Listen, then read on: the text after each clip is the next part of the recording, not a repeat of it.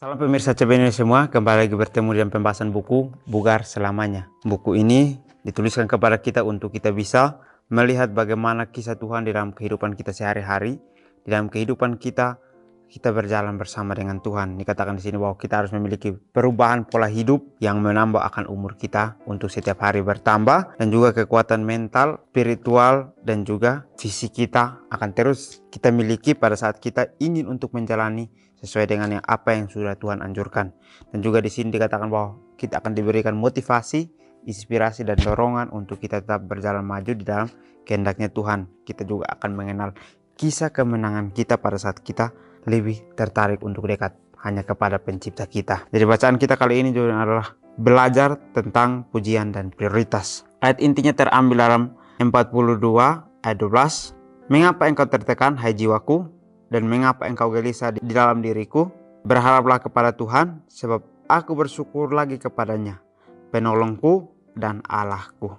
Suatu hari ketika saya sedang dikejar-kejar untuk menyelesaikan beberapa tugas rumah tangga, sehingga saya bisa tidur dan bersiap untuk hari selanjutnya, saya berseru kepada Bapa Surgawi saya, hidup saya terlalu sibuk. Saya bahkan tidak punya waktu untuk berhenti dan berpikir, apalagi waktu untuk berdoa dan mempelajari Alkitab saya. Tuhan, apakah ada cara Engkau dapat mengubah situasi saya sehingga saya dapat memiliki lebih banyak waktu bersamamu? Baik, pelajaran kita mengajarkan kita bagaimana pujian dan prioritas itu. Tuhan memberikan kita pelajaran untuk kita belajar bagaimana kita bisa menentukan mana yang prioritas dan mana yang pujian. Ayat intinya juga dikatakan di sini bahwa mengapa engkau tertekan, hai jiwaku, dan mengapa engkau gelisah di dalam hatiku.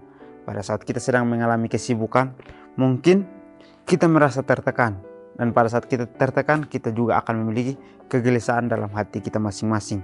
Tetapi marilah berharap kepada Tuhan dan bersyukur lagi kepadanya, karena dialah penolong kita yang akan membawa kita kepada jalan keluar itu. Jadi pelajaran kita juga memberikan contoh di sini bahwa pada saat kita mengalami situasi yang sulit, kita percaya bahwa Tuhan mengizinkan itu untuk kita dapat memilih mana yang prioritas dan mana yang pujian. Jadi kita lihat ceritanya di sini dikatakan bahwa suatu hari ketika saya dikejar-kejar untuk menyelesaikan beberapa tugas rumah tangga sehingga saya bisa tidur dan bersiap untuk hari selanjutnya, saya berseru kepada Bapa Surgawi saya, hidup saya terlalu sibuk. Kita seringkali pada saat kita mengalami kesibukan, kita merasa bahwa hidup kita terlalu sibuk, kita tidak bisa untuk berkomunikasi dengan Tuhan. Tetapi pelajaran yang saya dapatkan di sini, pada saat kita sedang mengalami kesibukan, kita harus datang meminta Tuhan untuk sanggupkan kita melewati kesibukan itu. Jangan kita merasa bahwa kita terlalu sibuk dan kita tidak bisa untuk membaca Alkitab dan juga berdoa kepada Tuhan. Tetapi kita harus berpikir bahwa dengan kesibukan ini kita dituntut untuk bisa berkomunikasi dengan Tuhan pada saat masa kesibukan kita. Jangan kita merasa bahwa dengan kesibukan ini kita tidak bisa untuk melakukan yang namanya berdoa dan mempelajari akan firman Tuhan. Tetapi melalui ini kita dapat belajar bahwa situasi yang kita dapatkan dapat membina karakter kita untuk kita bisa lebih dekat hanya kepada Tuhan. Dan jangan kita berhenti berpikir bahwa Tuhan meninggalkan kita pada saat kita sibuk, tetapi Tuhan ada di sekeliling kita. Tetapi bagaimana kita ingin untuk berkomunikasinya dalam kesibukan kita. Jadi pelajaran kita mengajarkan kita bahwa kita tidak bisa meminta Tuhan untuk membawa kita kepada situasi yang tidak sibuk. Tetapi kita harus meminta bahwa Tuhan, dengan kesibukan ini saya disanggupkan untuk bisa melewatinya. Dalam beberapa minggu, saya diserang penyakit infeksi akut yang kambuh lagi dan akhirnya berubah menjadi penyakit kronis yang membuat saya tidak mampu untuk bekerja selama lebih dari 1 tahun. Meskipun saya tidak ingin melambat terlalu banyak seperti ini dan tidak berhenti bekerja sama sekali, saya melihat tangan kasih Tuhan bahkan dalam hal ini. Minggu pertama saya sakit parah, saya mendengar acara bincang-bincang radio mengenai pentingnya melambat, menganalisis prioritas hidup. Seseorang menyederhanakan segala sesuatu yang mungkin dan menghabiskan waktu sesuai dengan prioritas-prioritas yang telah dipikirkan dengan matang. Baik, pelajaran ini menceritakan bagaimana seseorang mengalami penyakit yang akut dan kambuh lagi. Sebelumnya dia mungkin menjalani semuanya dengan penuh tertekan dan gelisah, sehingga dia tidak bersyukur menjalaninya. Sehingga apa yang terjadi? Dia bisa mengalami yang namanya kesusahan dalam dirinya sendiri. Pada saat dia masih sehat, dia menjalaninya dengan penuh tertekan dan gelisah. Tetapi pada saat dia sudah melihat bahwa penyakit itu sangat kronis dan pekerjaannya mulai melambat, dia mulai belajar. Dia lihat bahwa Tuhan sedang bekerja dalam kehidupannya. Dia melihat tangan kasih Tuhan itu. Karena dia boleh belajar bahwa mungkin ini cara Tuhan untuk mengajarkan saya untuk lebih mengerti lagi. Karena pada saat saya diberikan kesibukan, mungkin saya merasa tertekan dan gelisah, sehingga saya tidak bersyukur. Tapi pada saat dia sudah mengalami penyakit yang kronis ini, dia belajar bahwa Tuhan sedang melindungi dia. Dia melihat akan tangan kasih Tuhan itu sendiri.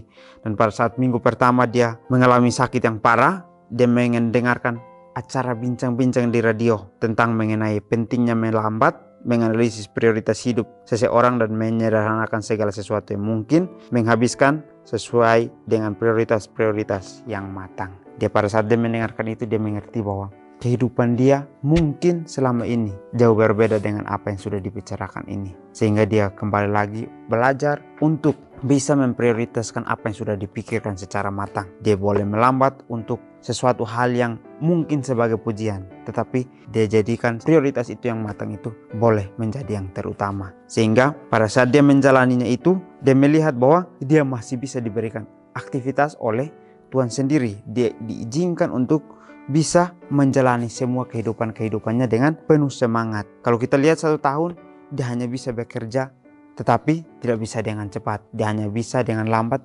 tapi dalam setahun saja dia bekerja, sudah tidak kuat lagi.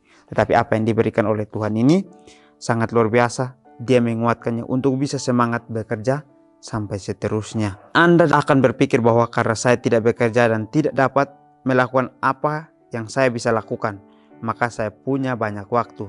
Namun butuh waktu untuk mengatasi penyakit kronis. Sekarang waktu saya diisi dengan temu janji ke tempat dokter dan terapi. Jadi menyederhanakan dan hati-hati memilih apa yang saya lakukan dalam waktu saya, sesuai dengan prioritas yang dipikirkan dengan matang. Telah menjadi hal yang mutlak diperlukan untuk melangsungkan hidup saya. Baik, mungkin kalau kita membaca di paragraf awal, dikatakan bahwa dia meminta Tuhan untuk mengubah situasinya sehingga dia tidak sibuk. Tetapi pada saat dia sudah mengalami penyakit yang kronis ini, kita lihat bahwa ini dia tidak melakukan apa-apa. Tetapi pada saat dia mengalami penyakit kronis ini, dia katakan bahwa dia harus membutuhkan banyak waktu untuk dia dapat melihat dan mengatasi akan penyakit kronis tersebut. Kita seringkali meminta untuk situasi yang sibuk ini tidak ada dalam kehidupan kita. Tetapi kita tidak sadari, pada saat kita meminta itu untuk menjauh, kita sedang meminta untuk kita tidak belajar mengenal akan kebenaran Tuhan. Seperti yang orang ini lakukan. Pada saat dia mengalami kesibukan, dia merasa bahwa dia perlu waktu untuk bisa berdoa dan membaca Alkitab. Tetapi dia tidak bersyukur dengan apa yang dia sudah jalani. Sehingga dia gelisah akan hatinya, sehingga timbullah satu penyakit dalam kehidupannya. Kita diajarkan bagaimana kita bersyukur dengan segala situasi yang ada. Sehingga pada saat kita menjalani situasi itu, kita tidak mengalami kesakitan dan kegagalan di dalamnya. Tetapi kita bersyukur, kita bisa untuk menyederhanakan diri kita. Kita memilih bahwa prioritas kita adalah bekerja, tetapi kita membutuhkan Tuhan untuk menuntun kita dalam kehidupan kita sehari-hari. Saya telah mempelajari pelajaran lain juga. Saya menemukan bahwa perhatian yang cermat pada pola hidup yang sehat adalah sangat penting, terutama saat sakit. Kebiasaan sehat dan nutrisi yang baik, olahraga ringan, berpantangan pada zat-zat berbahaya, kebersihan pribadi yang cermat, bahkan minum air putih, sedikit berjemur di sinar matahari, menghirup udara segar dalam-dalam, meluangkan waktu untuk tidur nyenyak, waktu reaksi yang memulihkan dan relaksasi, dan kepercayaan yang mendalam dan abadi kepada Tuhan dan kuasa-Nya. Mungkin tidak menyembuhkan penyakit saya, namun tampaknya memberikan perbedaan yang sangat besar dan gejala dan sikap mental saya. Baik, pelajaran yang kita lihat di sini bahwa dia mempelajari dengan cermat, dia menemukan bahwa perhatian akan pola hidup sehat itu sangat penting.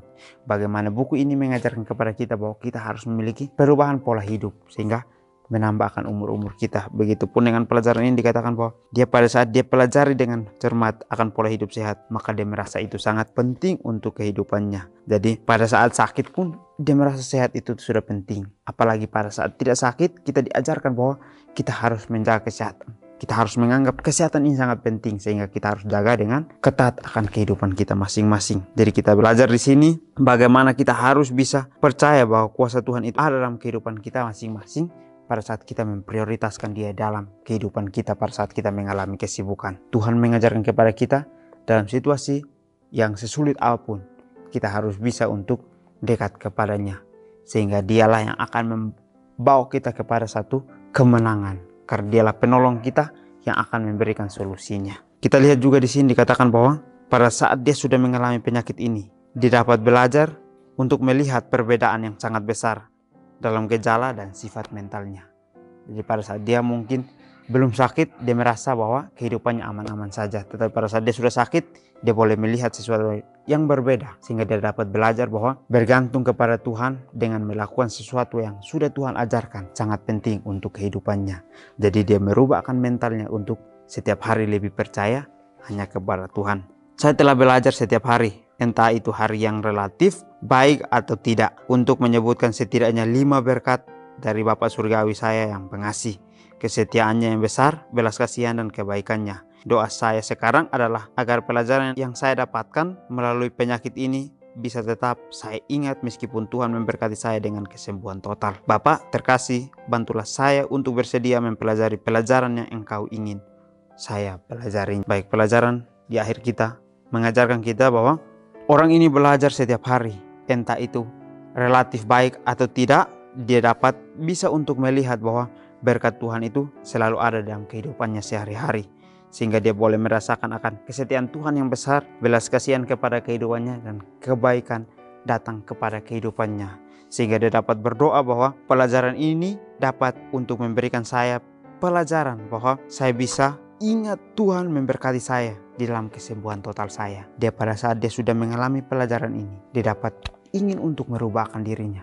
Sehingga dia mendoakan itu supaya pada saat dia sudah sembuh total pun, dia masih ingat akan pelajaran ini. Supaya dia tidak kembali melakukan hal yang salah. Begitupun kehidupan kita.